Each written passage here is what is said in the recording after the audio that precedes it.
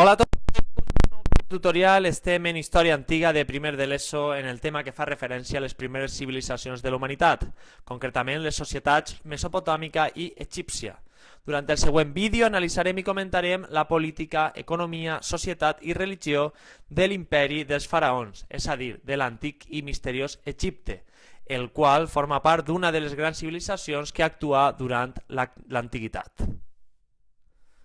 Pel que fa a la política egípcia, geogràficament parlant, Egipte és un ample desert travessat pel riu, segons alguns especialistes, més llarg del món, el Nil.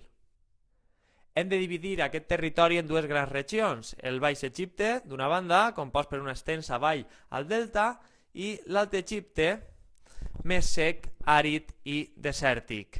Doncs bé, en aquest indret tan especial i amb unes condicions de vides dura, nasqué una de les grans civilitzacions de l'antiguitat sota el comandament del faraó, encunyat com a tal vers l'any 3000 abans de Crist. Com ja comentàvem anteriorment, fou vers l'any 3000 abans de Crist quan el rei Narmer unificà ambdós territoris sota la seva autoritat. A partir d'aquest moment, Egipte fou governat per un total de 31 dinasties de faraons durant més de 2.500 anys fins a la conquesta romana definitiva en el segle I abans de Crist.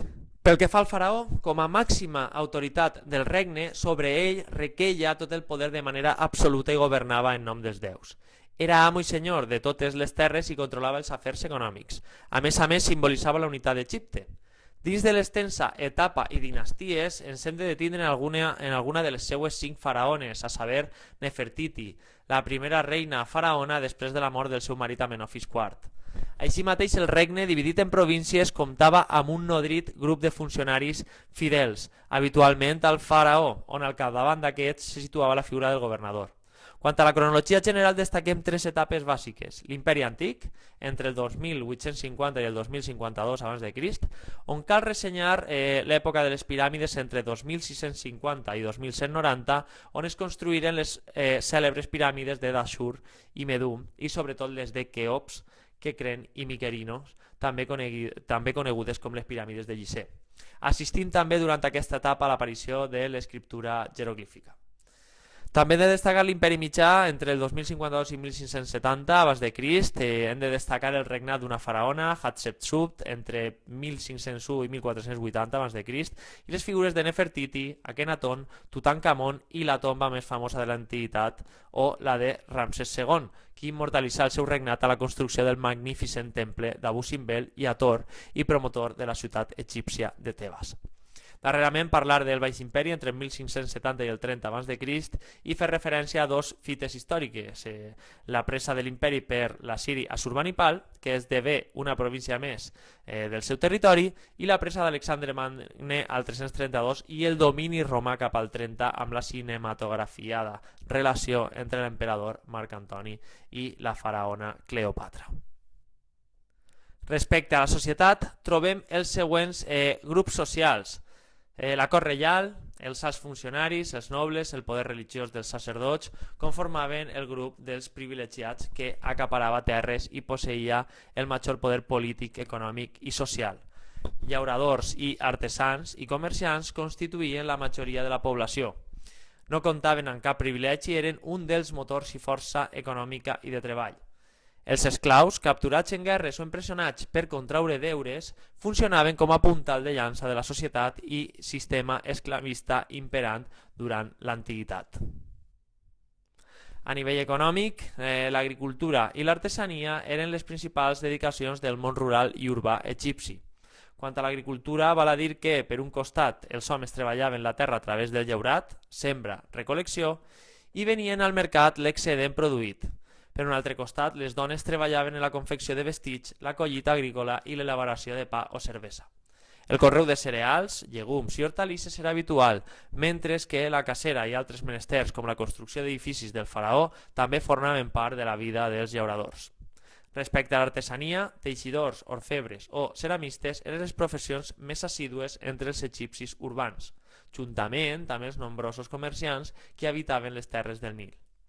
i vivien a cases, taller, unifamiliars, petites, la gran major part. Altrament, els grans propietaris o artesans rics ho feien a grans mansions ciutadanes farcides d'esclaus domèstics.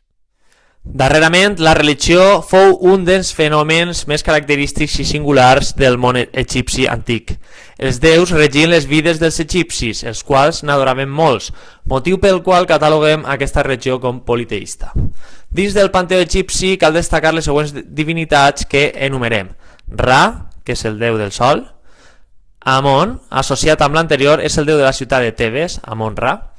Osiris, déu dels morts, atès que es considerava ressuscitat.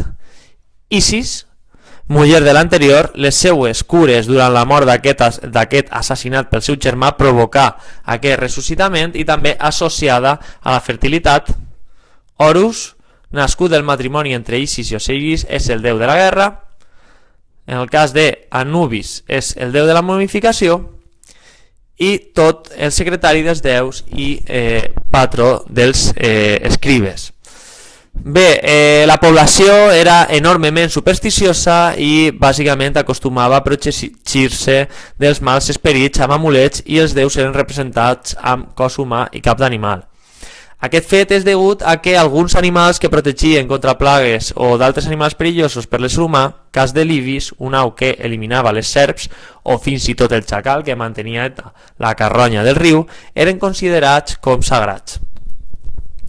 També els egipcis pensaven que els éssers humans estaven formats per cos i ànima, aquesta última anomenada el Ka. Quan el cos moria, el Ka accedia a un altre estadi en el regne d'Osiris, per la qual cosa el cos havia de romandre incorrupte per poder entrar-hi a aquest regne. D'aquesta manera el cos del difunt era embalsamat seguint un ritual molt precís i després un seguici fúnebre traslladava el sarcòfag fins a la tomba on s'iniciava el camí cap al regne dels morts. Estos rituals eren habituals en persones acabalades, en persones de l'alta societat i moltes de les persones que morien no eren seguits per una qüestió de falta de fons i falta d'ingressos, falta de diners. Bé, fins així el nostre videotutorial d'avui, espero que us hagi servit d'ajuda i ens veiem a classe.